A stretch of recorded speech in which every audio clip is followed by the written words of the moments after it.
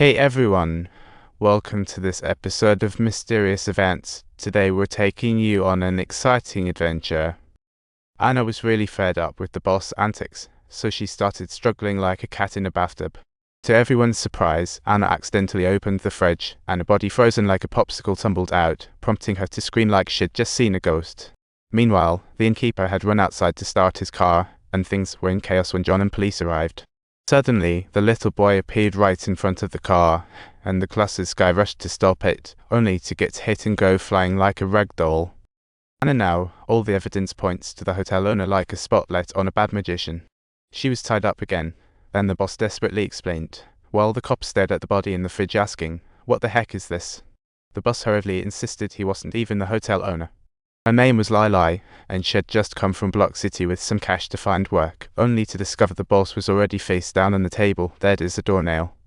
Desperate, she stuffed the body in the fridge and masqueraded as the boss just to keep her head above water. She originally planned to make some cash and split, but things escalated into this chaotic mess, and her desperate explanations fell on deaf ears. To cover all bases, the cops ordered everyone to stick around the room. As long as no one died tonight, she could prove she wasn't the killer. So everyone stayed put in the room, but before long, the cops noticed something was off. She entered the lobby, found the hit woman dead, and called John to check. John was shocked to find the woman had kicked the bucket right there. While guilt settled in, things took another twist. Suddenly, the cop picked up her room key from the floor and handed it to John. It was labeled room 6, and things got weirder. Previous victims were room 10, 9, and 8. How come 6 popped up this time? Anna reminded everyone not to forget the glasses guy who got hit, so they rushed outside and sure enough, they found 7 in his pocket. Everyone was stunned. If the killer was going in order, the deaths of glasses guy and the woman were too coincidental. There's no way anyone could have known that. Plus, they'd all been in the same room earlier. The girlfriend thought it might be a ghost doing its thing, and John realized sticking around would only lead to more bodies piling up, so he suggested the couple and the little boy run as far as you can. But the cops couldn't allow it. With so many dead, anyone could be the killer, and he wouldn't let anyone leave the scene.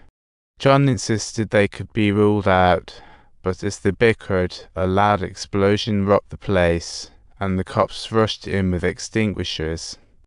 An odd scene unfolded. After dousing the flames, the cop noticed there were no bodies in the car, which didn't make sense, and that was just the beginning of the weirdness. Then everyone realized Glasses Guy's body had vanished too. How could a body just disappear? They rushed back to the room to check, and found all the bodies were gone. Even the movie star's head was gone. This bizarre scene left everyone completely baffled. Unable to handle the stress, an Enwu cried out, surrendering, begging for mercy because his birthday was next week. He didn't want to die there, and hearing this, Lila suddenly chimed in, "That just happens to be my birthday next week too. The 10th one, I want in too. I want to as well, yes." Subtitle: No one could have anticipated this scene, and even more bizarre events continued to unfold one after another until John regained consciousness once again. He found himself in another scene, facing doctors, lawyers, and judges from the hearing. 2 completely different scenes were connected. Before John could wrap his head around it, the shrink asked what was going on, and John started recounting the bizarre deaths at the hotel. After sharing the tale, the doc pulled out a photo and asked if he recognized anyone. John squinted at it and shook his head, not a clue. The shrink explained the person was Malcolm, a serial killer, and his violent behavior might stem from childhood trauma. When people face intense pain, their psyche might split apart, even conjuring up all sorts of characters. Clues from the notebook hinted that Malcolm had split into numerous personalities, leaving John bewildered. The doctor stated that John was actually one of Malcolm's imagined personas. He handed John a mirror, and John was shocked to see a stranger's face staring back. John went into meltdown mode, angrily struggling and questioning everyone if they were playing tricks, but the reflection hinted it might be true. The doctor advised him to. Then the truth was revealed. Everything happening at the hotel stemmed from Malcolm's mental episodes, and those people weren't real. They were merely different aspects of Malcolm's psyche, even sharing the same birthday, last names like geographical location names. The doctor realized that once he understood that, the culprit of those 4-year-old murders was one of those violent personalities. This violent persona controlled Malcolm's body and brutally killed Sex. To help him, the Doctor used the hearing to unite all his personalities. Only by finding and eliminating that violent personality could Malcolm avoid being sent to the loony bin, and the results had to convince the judge.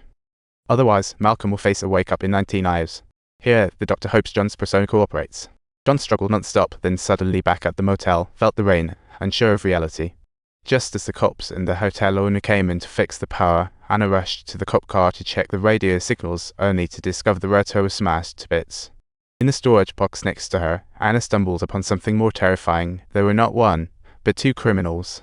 Flashing back, one of the two captured criminals had used a concealed knife to stab the real cop in front, then donned the cop's clothes to make a run. But then floods blocked the road, forcing him to stay at the hotel, which explained why he had so much bloodstains on him. Back to the present, when Anna opened the door, she recognized the long-dead cop, proving her worst fears right.